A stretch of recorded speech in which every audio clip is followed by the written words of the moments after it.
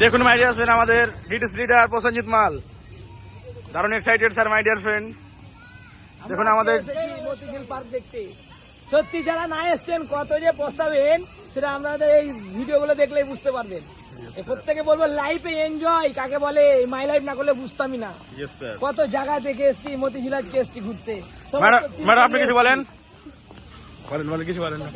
তো গাইস অনেক অনেক মানে টিম মেম্বার আপনারা আসেননি, তো না এসে যে কত ভুল করেছেন।